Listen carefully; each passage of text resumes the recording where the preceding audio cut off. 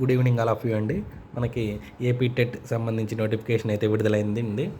ఈ టెట్లో మనం ఎక్కువ స్కోర్ సాధించాలన్నా, క్వాలిఫై అవ్వాలన్నా చాలా ఇంపార్టెంట్ సబ్జెక్ట్ ఏది, స్కోరింగ్ సబ్జెక్ట్ ఏది అని మనం చూసుకున్నట్లయితే సైకాలజీ అండి. ఈ సైకాలజీలో 25+ మార్కులు సాధించినట్లయితే ఆటోమేటిక్గా మనం టెట్లో ఎక్కువ స్కోర్ సాధించడానికి, అదేవిధంగా క్వాలిఫై అవ్వడానికి అయితే ఎక్కువ ఛాన్సెస్ అయితే ఉంటాయండి. అయితే ఇక్కడ టెట్ సైకాలజీకి సంబంధించినటువంటి సిలబస్ చాలా వ్యాస్ట్గా అయితే ఉందండి. సో ఇంత తక్కువ టైంలో మనం ఎక్కువ స్కోర్ సాధించాలి అంటే ముందుగా ఎగ్జామినేషన్ పాయింట్ ఆఫ్ వ్యూలో ఎక్కడెక్కడి నుంచి ఏ యూనిట్ల నుంచి క్వశ్చన్స్ అనేవి కవర్ చేయడం జరుగుతుంది అనేది మనం తెలుసుకున్నట్లయితే సైకాలజీలో ఎక్కువ మార్కులు సాధించడానికి అయితే ఛాన్స్ ఉందండి. సో ఇవాళ నుంచి మనం అలాంటి యూనిట్స్ని మనం డిస్కషన్ చేద్దామండి. అలాంటి యూనిట్లలో ఒక యూనిట్ ఏంటి అంటే సిద్ధాంతాలకు సంబంధించినటువంటి ఒక యూనిట్ ఉందండి. అందులో ఇవాళ మనం పియాజే సంజ్ఞానాత్మక వికాసం గురించి డిస్కషన్ చేద్దామండి. ఎందుకంటే ఈ యొక్క పియాజే సంజ్ఞానాత్మక వికాసం గురించి బిట్లు లేని టెట్ ఎగ్జామ్ అయితే ఉండదండి. ఖచ్చితంగా బిట్లు పడటానికైతే అవకాశం ఉన్నటువంటి టాపిక్ ఏది అని మనం చూసుకున్నట్లయితే పియాజే సంజ్ఞానాత్మక వికాసం అండి. ఇక్కడ మనం ఈ వికాసానికి సంబంధించినటువంటి అప్లికేషన్ ఓరియంటెడ్లో బిట్స్ అడగడానికి అయితే ఛాన్స్ ఉంటుందండి. ఇవాళ మనం ఈ ఏపీకి సంబంధించినటువంటి బుక్ అండి, బీఎడ్ది. అదేవిధంగా ఇది తెలుగు అకాడమీకి సంబంధించినటువంటి డిఎల్ఎడ్కి సంబంధించిన ఫస్ట్ ఇయర్కి సంబంధించిన బుక్ అండి. ఈ రెండిట్లలో కూడా ఈ యొక్క సిద్ధాంతం గురించి అయితే ఉందండి. అయితే ఇందులో కంటే ఓల్డ్ దాంట్లో కొంచెం మ్యాటర్ ఎక్కువగా ఉందండి. అంటే మనకి పాయింట్స్ అనేవి ఎక్కువ కవర్ చేయడం అనేది ఈ ఓల్డ్ బుక్లో అయితే ఉందండి.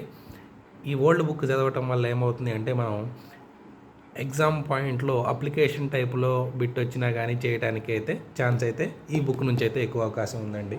సో ఈ బుక్ ఉంటే చదవండి మ్యాక్సిమం, లేకపోతే ఇదైతే సరిపోతుంది. బట్ ఇది చదివితే ఏంటంటే మనకి ఎక్కువ అవగాహన అయితే పొందటం అయితే జరుగుతుంది. సో అందుకని ఈ రెండు బుక్స్కి సంబంధించినటువంటి నేను ఇవాళ ఈ యొక్క వికాసానికి సంబంధించి డిస్కషన్ అయితే చేస్తానండి. సో మనం చూసుకున్నట్లయితే పియాజే కాగ్నిటివ్ డెవలప్మెంట్ అండి. అసలు కాగ్నిటో అనేటువంటి పదం ఎక్కడి నుంచి వచ్చింది మనం చూసుకున్నట్లయితే లాటిన్ పదం నుంచి వచ్చిందండి. కాగ్నిషన్ అనేటువంటి ఆంగ్ల పదము కాగ్నిటో అనే లాటిన్ పదం నుంచి వచ్చిందండి. దీనికి మీనింగ్ వచ్చేసి జ్ఞానము, నాలెడ్జ్ అనే అర్థం అండి. కాగ్నిషన్ అనేటువంటి ఆంగ్ల పదము కాగ్నిటో అనేటువంటి లాటిన్ పదం నుంచి అయితే వచ్చింది. దీనికి మీనింగ్ వచ్చేసి జ్ఞానము అండి. సో అయితే ఇక్కడ ఈ సంజ్ఞానాత్మక వికాసానికి సంబంధించి కొన్ని కీవర్డ్స్ అయితే ఉంటాయండి, కొన్ని ప్రత్యేక పదాలు అని మనం అంటాం. ఈ యొక్క కీవర్డ్స్ని మనం అర్థం చేసుకోవాలి. ఎందుకంటే ఈ కీవర్డ్స్ని అర్థం చేసుకోకపోతే మనం ఈ టాపిక్ నుంచి వచ్చేటటువంటి క్వశ్చన్స్ని మనం పెట్టలేము. సో నేను మెయిన్ ఏంటి అంటే ఎగ్జామినేషన్ పాయింట్ ఆఫ్ వ్యూ ఎలా అడుగుతాడో అక్కడ మటుకే నేను ఇక డిస్కషన్ అనేది చేస్తానండి. సో ఇవాళ మనం ఆ కీ పాయింట్స్ ఏంటిది అని మనం చూసుకున్నట్లయితే స్కీమాటా, ఈ సంజ్ఞానాత్మక వికాసంలో చూసుకున్నట్లయితే స్కీమాటా అనేటువంటి ఒక కీవర్డ్ ఉందండి. స్కీమాటా అంటే ఇది మనం చూసుకున్నట్లయితే మనం ఒక వ్యక్తి పరిసరాలతో సర్దుబాటు చేసుకోవడానికి కొన్ని ప్రవర్తన నమూనాలను లేదా సంజ్ఞానాత్మక నిర్మితులను ఉపయోగించుకుంటాడు. వీటినే మనం స్కీమాటా అంటాము. స్కీమాటా అంటే ఏంటి అంటే ఒక వ్యక్తి తన చుట్టూ ఉన్న పరిసరాలను సర్దుబాటు చేసుకోవడానికి ఉపయోగపడేటువంటి ప్రవర్తన నమూనాలు లేదా సంజ్ఞానాత్మక నిర్మాణాలని మనం స్కీమాటా అంటాము. ఓకే, సంజ్ఞానాత్మక నిర్మాణాలను స్కీమాటా అంటాము. ఈ ఓల్డ్ బుక్లో చూడండి ఎలా ఉందో, వ్యక్తి తన అనుభవాలను అర్థం చేసుకోవడానికి కొన్ని సంజ్ఞానాత్మక నిర్మాణాలు తోడ్పడతాయి, వీటినే స్కీమాటా అని పేర్కొన్నాడు. అది ఒక వ్యక్తి తన చుట్టూ ఉన్నటువంటి పరిసరాలను సర్దుబాటు చేసుకోవడానికి ఉపయోగపడేటువంటి ప్రవర్తన నమూనాలు లేదా సంజ్ఞానాత్మక నిర్మాణాలనే స్కీమాటా అంటాము. అయితే ఒక వ్యక్తి ఎదుగుతున్న కొద్దీ ఈ స్కీమాటాలో చేంజెస్ వస్తాయి. ఒక వ్యక్తి ఎదుగుతున్న కొద్దీ ఈ స్కీమాటాలో చేంజెస్ వస్తాయి. ఎందుకు వస్తాయి అని మనం చూసుకున్నట్లయితే ఒక వ్యక్తి జన్మతా ఉన్నటువంటి 2 కార్యాచరణ నియమాలు, అవి ఏంటి అంటే ఆర్గనైజేషన్ అండ్ అడాప్షన్. ఒక వ్యక్తి స్కీమాటాలో చేంజెస్ అనేవి రావటం జరుగుతుంది. అవి దేనివల్ల వస్తాయని మనం చూసుకున్నట్లయితే ఆర్గనైజేషన్ అండ్ అడాప్షన్, వ్యవస్థీకరణ, అదేవిధంగా అనుకూలత. వీటిని మనం ఈ రెండింటిని కలిపి మనం ఏమంటాము అంటే ఆపరేషన్స్ అని అంటాము. స్కీమాటా అంటే ఏంటి అంటే ఒక వ్యక్తి తన చుట్టూ ఉన్నటువంటి పరిసరాలను సర్దుబాటు చేసుకోవడానికి ఉపయోగపడేటువంటి ప్రవర్తన నమూనాలు లేదా సంజ్ఞానాత్మక నిర్మాణాలని స్కీమాటా అంటాము.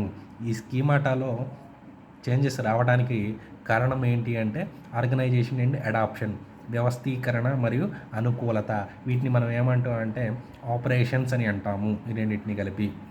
సో మనం ఇక్కడ స్కీమాటా, అదేవిధంగా ఆర్గనైజేషన్ అండ్ అడాప్షన్ అనేటువంటి మనం గుర్తుంచుకోవాల్సినటువంటి కీవర్డ్స్ అండి. ఆర్గనైజేషన్ అంటే వ్యవస్థీకరణ, అదేవిధంగా అడాప్టబిలిటీ అంటే అనుకూలీయత. సో ఇవి మనం గుర్తుపెట్టుకోవాల్సినటువంటి పదాలండి. అదేవిధంగా మనం చూసుకున్నట్లయితే ఇక్కడ ఇంకా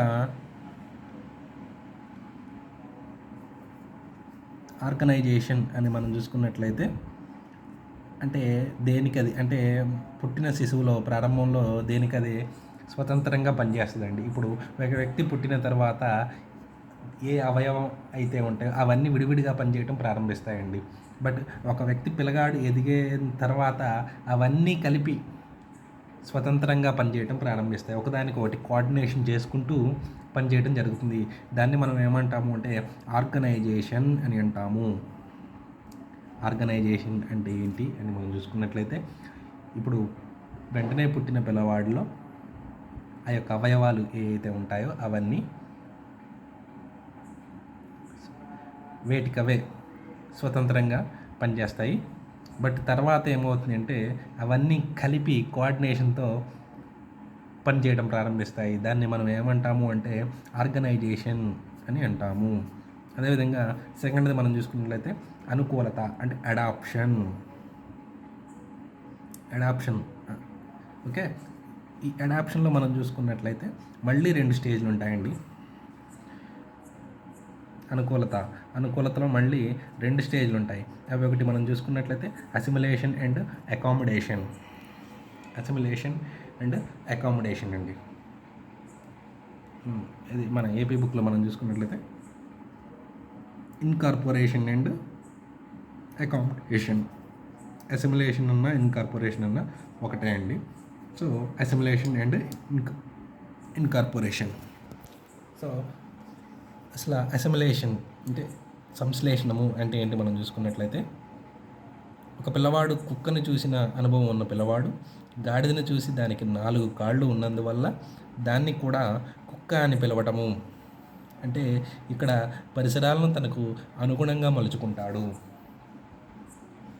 ఓకే, అసలు ఫస్ట్ మనం చూసుకున్నట్లయితే ఒక వ్యక్తి తన పరిసరాలను సర్దుబాటు చేసుకోవడానికి ఉపయోగపడేవే స్కీమాటాలు. ఓకే, అయితే ఇక్కడ ఆర్గనైజేషన్ అండ్ అడాప్షన్ అంటే వ్యవస్థీకరణ, అనుకూలత వలన ఈ స్కీమాటాలో చేంజెస్ అనేవి రావటం జరుగుతుంది. ఓకే, అసలు ఆర్గనైజేషన్ అంటే ఏంటి అంటే ఒక పిల్లవాడు పుట్టిన వెంటనే ఆ పిల్లవాడికి సంబంధించినటువంటి భాగాలు, పార్ట్స్ అయితే ఏవైతే ఉంటాయో అవి ఒకదానికొకటి స్వతంత్రంగా పనిచేస్తాయి. కానీ ఆ పిల్లవాడు ఎదిగిన తర్వాత అవన్నీ ఒకదానికొకటి కలిపి కోఆర్డినేషన్తో పనిచేయడం జరుగుతుంది. అంటే వ్యవస్థీకరించడం జరుగుతుంది అక్కడ. దాన్ని మనం ఏమంటాము అంటే ఆర్గనైజేషన్ అంటాము, వ్యవస్థీకరణ అని అంటాము. అదేవిధంగా తర్వాత అడాప్షన్, అనుకూలత. అంటే మనం చూసుకున్నట్లయితే ఇక్కడ అనుకూలతలో మళ్ళీ 2 స్టేజ్లు ఉన్నాయండి. అవి అసిమిలేషన్ అండ్ అకామిడేషన్. అసిమిలేషన్ అంటే మనకి సంశ్లేషణ, అదేవిధంగా అకామిడేషన్ అంటే అనుగుణ్యము అని అంటాము. అసిమిలేషన్ అంటే అసలు మీనింగ్ ఏంటి అంటే ఒక కుక్కను చూసి అనుభవం ఉన్న బాలుడు గాడిదను చూసి దానికి కూడా 4 కాళ్ళు ఉన్నందువల్ల కుక్క అని పిలవటము. అంటే ఒక పిల్లవాడు బయట ఎక్కడైనా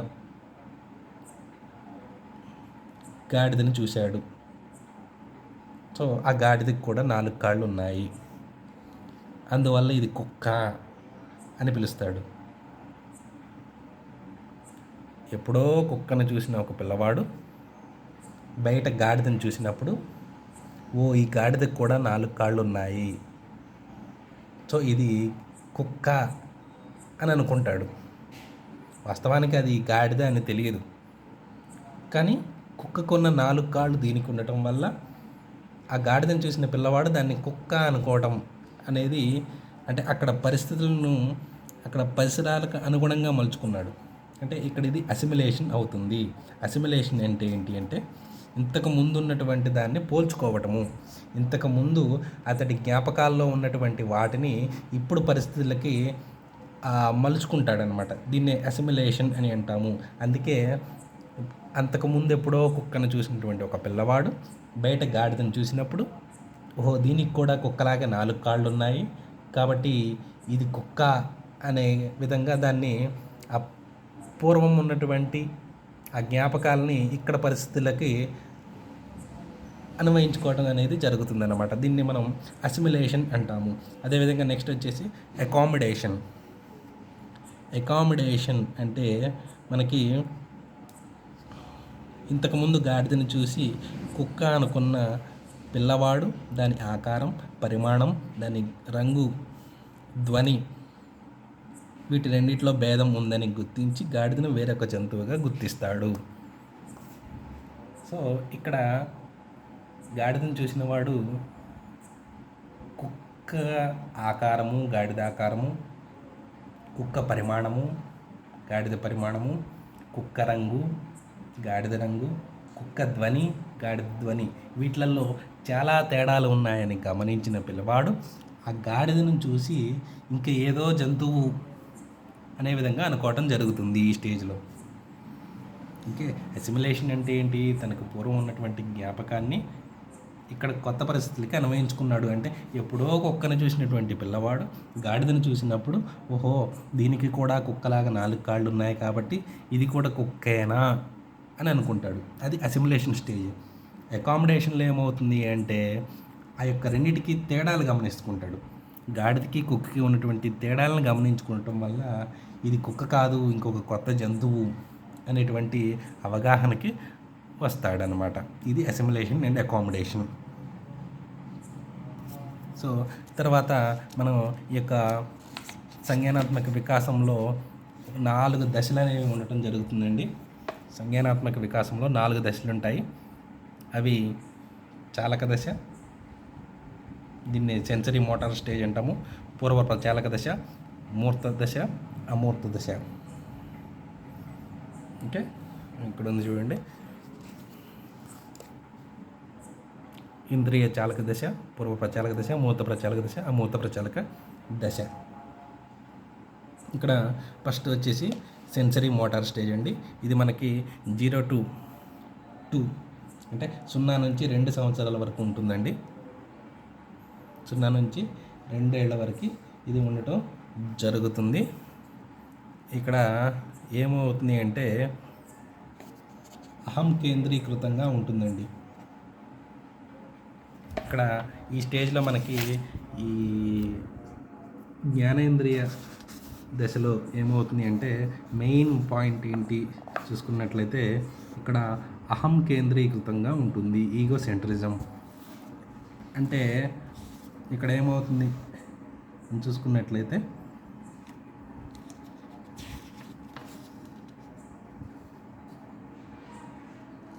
అహం కేంద్రీకృతం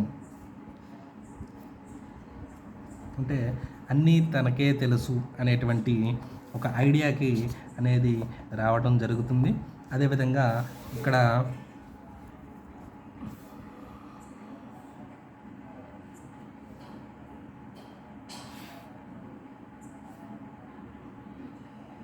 ఇటువంటి శరీరంపై కేంద్రీకరించబడి ఉంటాయి. అహం కేంద్రీకృతంగా ఉంటుంది. ఇక్కడ మనం చూసుకున్నట్లయితే మొదటి సంవత్సరంలో ఏమవుతుంది అంటే తల్లి చనుమోను తాకినప్పుడు శిశువు అడ్డంగా ఒళ్ళోకి తీసుకున్నప్పుడు కనబరుస్తాడు. విషయాలను ముందుగా గుర్తించే సామర్థ్యం ఈ వయసులోనే పెరుగుతుంది. అహం కేంద్రీకృతంగా ఉంటుంది. ఇక్కడ 4 నుంచి 8 నెలల మధ్య కాలంలో శరీరం నుంచి వస్తువులపైకి మారుతుంది.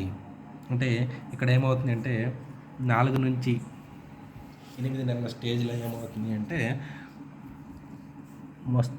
శబ్దం చేసే వస్తువుల్ని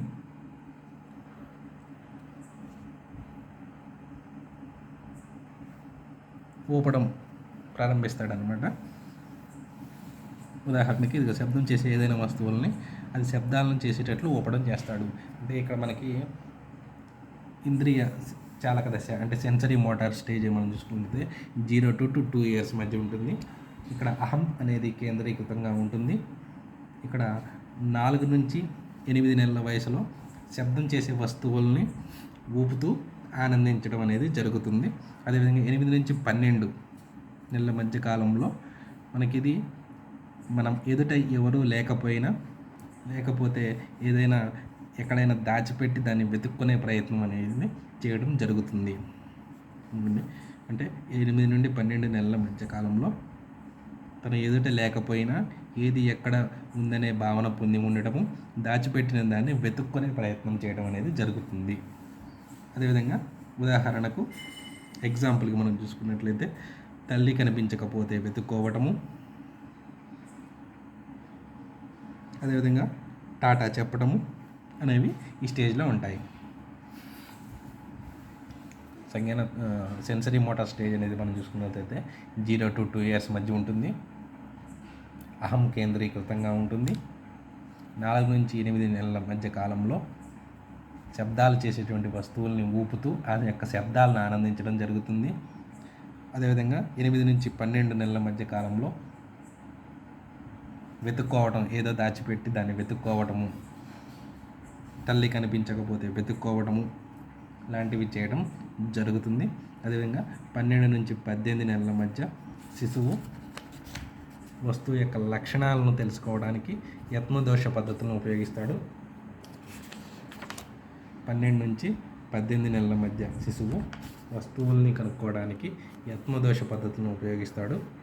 ఉదాహరణకి మనం చూసుకున్నట్లయితే వస్తువులు కింద పడినప్పుడు వివిధ శబ్దాలు చేస్తాయి. వివిధ రకాల వస్తువులను పడేసి అవి చేసే శబ్దాల మధ్య భేదాలను గమనించి ఒక ఆటలాగా ఆడతాడు. ఓకే, స్టేజెస్ మనం చూసుకున్నట్లయితే 4 నుంచి 8 నెలల మధ్య కాలంలో ఆ శబ్దాలను చేసేటువంటి వస్తువుల్ని ఊపుతూ ఆ యొక్క శబ్దాలను ఆనందించడము.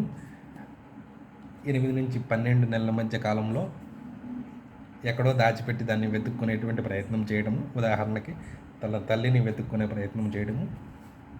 అదేవిధంగా 12 నుంచి 18 నెలల మధ్య కాలంలో యత్నదోష పద్ధతులను ఉపయోగించడం అంటే వివిధ రకాల వస్తువులను కింద పడేసి వాటి మధ్య ఉండేటువంటి ఆ శబ్దాల మధ్య భేదాలను తెలుసుకొని దాన్ని ఒక ఆటలాగా ఆడటము.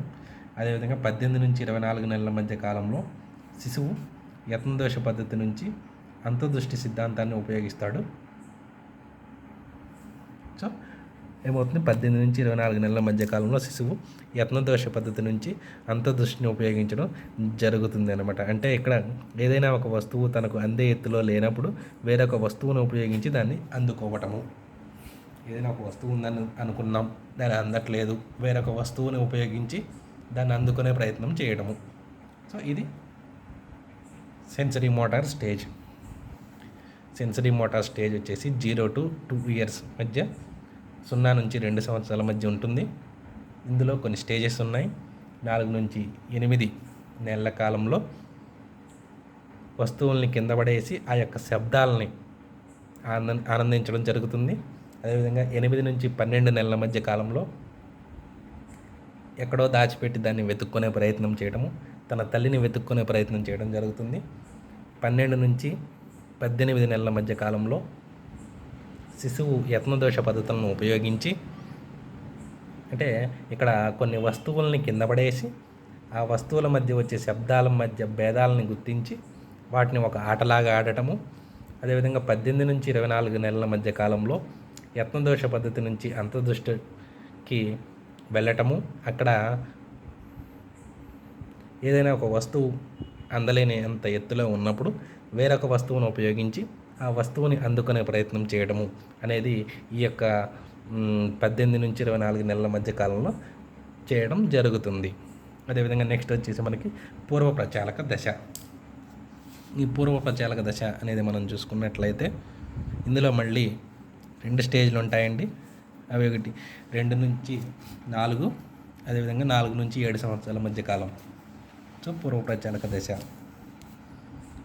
మొత్తం 2 సంవత్సరాల నుంచి 7 సంవత్సరాల మధ్య కాలంలో ఉండేటువంటి స్టేజ్ని ప్రీ ఆపరేషనల్ స్టేజ్ అంటాము. ఈ 2 నుంచి 7 సంవత్సరాల కాలాన్ని మళ్ళీ 2గా డివైడ్ చేయడం జరిగింది. అవి 2 నుంచి 4, 4 నుంచి 7. ఇక్కడ ఏమవుతుంది అంటే మనం చూసుకున్నట్లయితే ఈ 2 నుంచి 4 ఉన్నటువంటి స్టేజ్ని మనం ఏమంటాము అంటే పూర్వభావన దశ, ప్రీ కాన్సెప్చువల్ స్టేజ్ అని అంటాము. పూర్వభావన దశ, ప్రీ కాన్సెప్చువల్ స్టేజ్ అంటాము. అదేవిధంగా 4 నుంచి 7 ఉన్నటువంటి కాలాన్ని ఏమంటాము అంటే ఇనిషియేటివ్ థాట్ పీరియడ్ అంటాము. ఇనిషియేటివ్ థాట్ పీరియడ్, అంతర్బుద్ధి దశ అంటాము. సో ఇక్కడ ఈ స్టేజ్లో ఏమవుతుంది అంటే మనకి ఈ దశలో స్వీయ కేంద్రీకృతం ఎక్కువ. ఈ దశలో స్వీయ కేంద్రీకృతం ఎక్కువ. ఇందాక సెన్సరీ మోటార్ స్టేజ్లో ఏమవుతుందంటే అహం కేంద్రీకృతం ఎక్కువ. ఇక్కడ ఇది సెన్సరీ మోటార్ స్టేజ్లో ఏమవుతుంది అంటే అహం కేంద్రీకృతంగా ఉంటుంది, ఈగో సెంట్రిజంగా ఉంటుంది. ఇక్కడ పూర్వ ప్రచాలక దశలో ఏమవుతుంది అంటే స్వీయ కేంద్రీకృతం అనేది ఉంటుంది, అంటే స్వీయంగా ఉంటుందన్నమాట. ఇక్కడ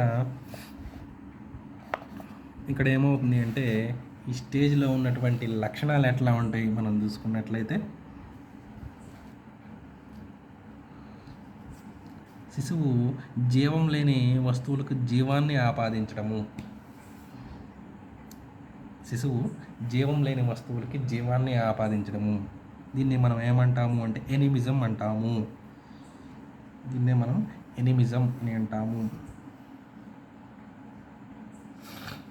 శిశువు జీవం లేని వస్తువులకి అంటే బొమ్మలకి, ప్రాణం లేని బొమ్మలకి ప్రాణాన్ని ఆపాదించడము. సో ఇది ఎనిమిజం అంటే సర్వాత్మవాదము అని అంటాము.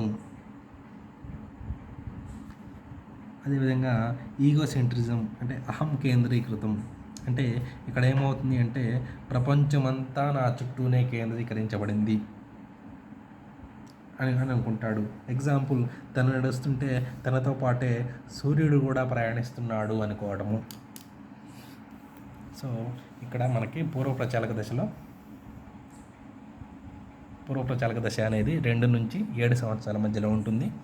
దీన్ని 2గా డివైడ్ చేయడం జరిగింది. 2 నుంచి 4 ఏళ్ళు, 4 నుంచి 7 ఏళ్ళు. 2 నుంచి 4 ఏళ్ళు ఉన్నటువంటి కాలాన్ని మనం పూర్వభావనాత్మక దశ అని, 4 నుంచి 7 ఉన్నటువంటి కాలాన్ని అంతర్బుద్ధి దశ అని అంటాము. ఇక్కడ 2 నుంచి 4 సంవత్సరాల మధ్య కాలంలో ఏమవుతుంది అంటే 2 పరిమితులు ఉన్నాయి. అవి ఎనిమిజం, ఈగో సెంట్రిజం.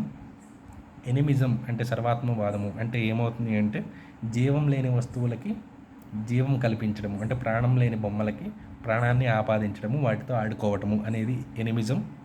అదేవిధంగా ఈగో సెంట్రిజం అంటే అహం కేంద్రీకృతం. అంటే ప్రపంచమంతా తన చుట్టూనే ఉంది, తనతో పాటే ఉంది అని అనుకోవటం. ఎగ్జాంపుల్, తను నడుస్తుంటే సూర్యుడు కూడా తనతో పాటు ప్రయాణిస్తున్నాడు అని అనుకోవటము ఈగో సెంట్రిజం. అదేవిధంగా మనకి ఇంకోటి చూసుకున్నట్లయితే ఇక్కడ ఏకమితి దశ. అదేవిధంగా ఈ యొక్క పూర్వప్రచాలక దశలో ఏకమితి దశ అనేది మనకి కనిపిస్తుంది. ఏకమితి దశ అంటే ఒకవైపే ఆలోచించడము.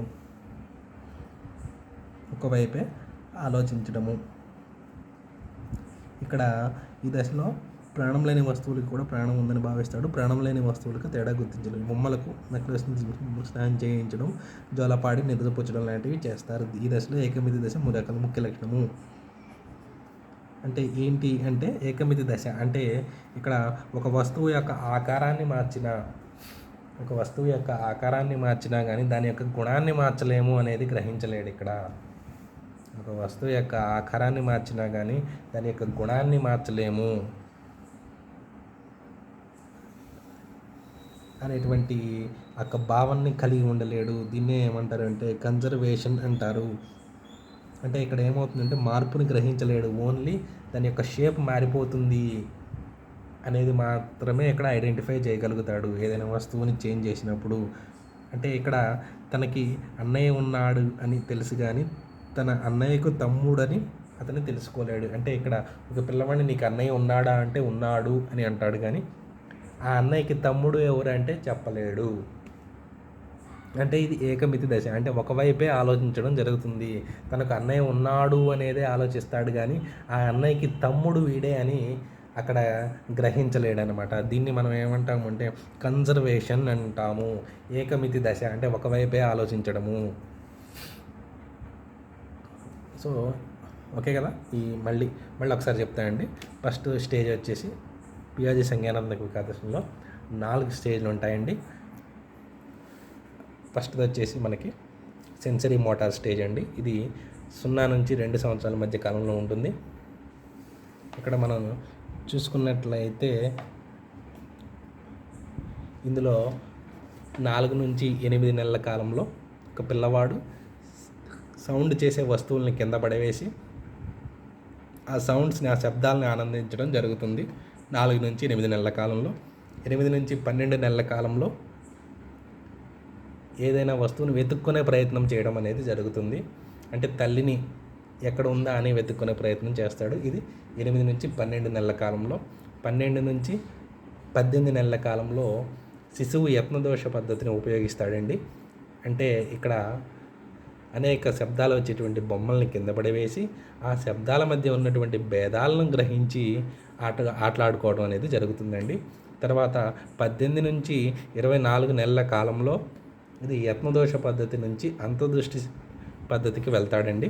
అంటే ఇక్కడ ఏదైనా ఒక వస్తువు తనకి అందలేనటువంటి పరిస్థితుల్లో ఉన్నప్పుడు వేరొక వస్తువుని ఉపయోగించి ఆ వస్తువుని అందుకునే ప్రయత్నం చేస్తాడు. వీటి మీద ఎక్కువ ఫోకస్ చేయాలి. ఏ స్టేజ్లో ఏముంటుంది అనే దానికి సంబంధించినటువంటి బిట్ అయితే అడగడానికి ఛాన్స్ ఉంటుందండి. సో సెకండ్ స్టేజ్ వచ్చేసి పూర్వ ప్రచాలక దశ. ఇది 2 నుంచి 7 సంవత్సరాల మధ్య కాలంలో ఉంటుంది. ఇందులో మళ్ళీ స్టేజెస్ ఉన్నాయండి. 2 నుంచి 4 ఏళ్ళు, 4 నుంచి 7 ఏళ్ళు. 2 నుంచి 4 సంవత్సరాల మధ్య ఉన్నటువంటి కాలాన్ని మనం ఏమంటారంటే ప్రీ కాన్సెప్చువల్ స్టేజ్ అంటాము, పూర్వభావనాత్మక దశ. అదేవిధంగా 4 నుంచి 7 ఏళ్ల మధ్య ఉన్నటువంటి కాలాన్ని అంతర్బుద్ధి దశ అంటాము. ఫస్ట్ ఈ 2 నుంచి 4 ఏళ్ల కాలంలో ఏమవుతుంది అంటే అహం కేంద్రీకృతంగా ఉంటుంది. ఎనిమిజం, అదేవిధంగా ఈగోసెంట్రిజం. ఎనిమిజం అంటే సర్వాత్మవాదము, ఈగోసెంట్రిజం అంటే అహం కేంద్రవాదము. ఎనిమిజం ఏమవుతుంది అంటే ప్రాణంతో లేనటువంటి బొమ్మలకి ప్రాణాలని ఆపాదించడము. అంటే ఒక బొమ్మకి, ప్రాణం లేని ఒక బొమ్మకి అన్నం తినిపించడము, స్నానం చేయించడము, జోలపాడి పడుకోబెట్టడము, ఇవన్నీ ఎనిమిజం కిందకి వస్తాయి. ఈ లక్షణాలు ఉన్నట్లయితే అదే స్టేజ్ అండి ఎనిమిజం. అంటే మనకి ఎగ్జామ్ పాయింట్ ఆఫ్ వ్యూలో ఎట్లా అడగటానికి ఛాన్స్ ఉంటుందంటే ప్రాణం లేని వస్తువులకి, బొమ్మలకి అన్నం తినిపించడము, స్నానం చేయించడం వంటి లక్షణాలు ఏ స్టేజ్లో మనకి కనిపిస్తాయి అంటే మనకి ఎనిమిజం అంటే పూర్వ ప్రచాలక దశలో అయితే కనిపిస్తాయి. అదేవిధంగా ఈగోసెంట్రిజం అంటే ఏంటి అంటే ప్రపంచమంతా తనతోనే ఉన్నట్లు ఫీల్ అవుతాడు ఆ పిల్లవాడు. అంటే నేను వెళ్తుంటే సూర్యుడు కూడా నాతో పాటే వస్తున్నాడు, సో నాతోనే ఉన్నాడు అనేటువంటి ఒక అహం అనేటువంటి ఇక్కడ కనపడుతుందండి. దీన్ని మనం ఏమంటామంటే ఈగోసెంట్రిజం అని అంటాము. అదేవిధంగా ఇంకొక ముఖ్య లక్షణం ఏంటంటే ఈ స్టేజ్లో ఇంకొక ముఖ్య లక్షణం ఏకమితి అంటే ఏంటంటే ఒకవైపే ఆలోచించడము. అంటే ఇక్కడ ఒక పిల్లవాడికి నీకు అన్నయ్య ఉన్నాడు అంటే ఉన్నాడు అని చెప్తాడు, కానీ ఆ అన్నయ్యకి తమ్ముడు వీడే అని గ్రహించలేడు. అంటే ఇక్కడ ఒకవైపే ఆలోచించడం జరుగుతున్నది. సో నెక్స్ట్ స్టేజ్ వచ్చేసి మూర్త ప్రచాలక దశ, కాంక్రీట్ ఆపరేషనల్ స్టేజ్. ఇది మనకి 7 నుంచి 11 సంవత్సరాల మధ్య ఉంటుంది. 7 నుంచి 11 ఏళ్ళు మధ్య ఉండటం అనేది జరుగుతుంది. ఇక్కడ ఏమిటి అంటే నిగమనాత్మక ఆలోచన పెరుగుతుంది. కానీ ఇక్కడ ఏమవుతుంది అంటే ఒక పిల్లవాడు ఏదన్నా భౌతికంగా చూస్తేనే ఆ సమస్యకు పరిష్కారాన్ని కనుగొనగలడు, కానీ వాటి యొక్క గైర్హాజరీలో ఆ యొక్క సమస్యకి పరిష్కారాన్ని కనుగొనలేడు. అంటే ఇక్కడ ఒక పిల్లవాడిని పలానా ఒక అడ్రస్ చెప్పి అక్కడికి వెళ్ళు అంటే వెళ్తాడు, కానీ దాన్ని చెప్పలేడు. మాటలతో చెప్పలేడు. అంటే ఇక్కడ ఏంటి అంటే భౌతికంగా చూస్తేనే తప్ప వాటి గైర్హాజరీలో ఆ యొక్క సమస్యకి పరిష్కారాలని కనుగొనలేడు. ఇదిగోండి, పిల్లవాడు ఉద్దీపనలు భౌతికంగా చూస్తేనే పరిష్కరణ కనుగొనడు, కానీ వాటి గైర్హాజరీలో కాదు. ఇది మూర్త ప్రచాలక దశ. ఇక్కడ నిగమనాత్మక ఆలోచన పెరుగుతుంది. అంటే ఇక్కడ ఎగ్జామ్లో ఎట్లా అడగటానికి ఛాన్స్ ఉంటుంది అంటే నిగమనాత్మక ఆలోచన ఏ స్టేజ్లో ఉంటుందంటే మూర్త ప్రచాలక దశ. అదేవిధంగా 7 నుంచి 11 సంవత్సరాల మధ్య ఉన్నటువంటి ఆ దశని ఏమంటాము అంటే మూర్త ప్రచాలక దశ. మూర్త ప్రచాలక దశ ఏ సంవత్సరాల మధ్య ఉంటుంది? 7 నుంచి 11 మధ్య. అదేవిధంగా ఒక పిల్లవాడు భౌతికంగా చూస్తేనే సమస్యక పరిష్కారాన్ని కనుగొనడు అనేది ఏ స్టేజ్లో ఉంటుంది అంటే మూర్త ప్రచాలక దశ. ఇట్లా క్వశ్చన్ అడగడానికి అయితే ఛాన్స్ అయితే ఉంటుందండి. అదేవిధంగా లాస్ట్ది మనం చూసుకున్నట్లయితే అమూర్త ప్రచాలక దశ. అమూర్త ప్రచాలక దశ ఇది 12 సంవత్సరాల వయసులో ప్రారంభమవుతుందండి.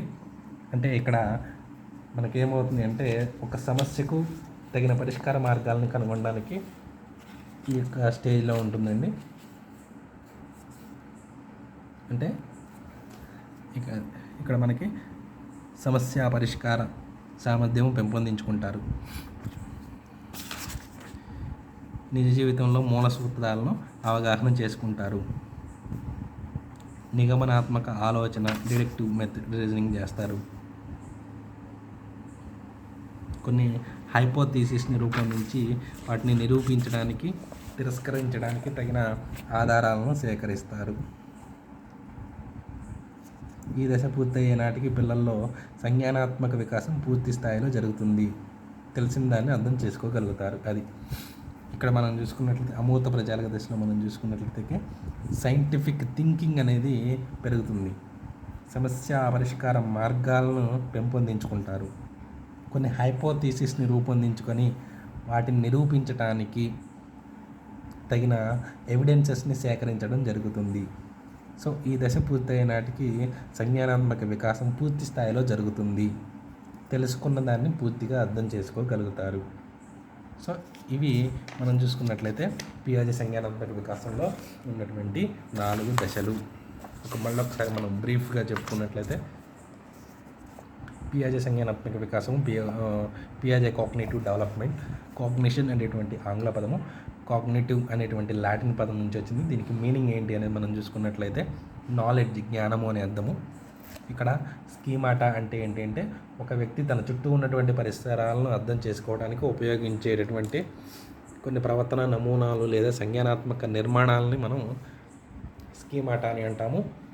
ఆర్గనైజేషన్ అండ్ అడాప్షన్ వలన ఈ యొక్క స్కీమాటాలో చేంజెస్ అనేవి రావటం జరుగుతుంది. Organisation and adoption. ఆర్గనైజేషన్ అంటే ఏంటి అంటే అప్పుడే పుట్టిన పిల్లవాళ్ళలో కొన్ని అవయవాలు మనం చూసుకున్నట్లయితే వేటికవే స్వతంత్రంగా పనిచేయడం జరుగుతుంది. కానీ ఆ పిల్లవాడు ఎదిగిన తర్వాత అవి అన్నీ ఒకదానికొకటి కోఆర్డినేషన్ చేసుకుంటూ వ్యవస్థీకరణం చెంది పనిచేయడం ప్రారంభిస్తుంది. అంటే అన్నీ కలిసి ఆర్గనైజేషన్గా ఏర్పడి ఏదైనా ఒక దాన్ని చేస్తే దాన్ని మనం ఆర్గనైజేషన్ అంటాము. అదేవిధంగా అడాప్షన్ అంటే మనకి అడాప్షన్ అంటే మనకి ఇక్కడ 2 ఉన్నాయండి. ఇందులో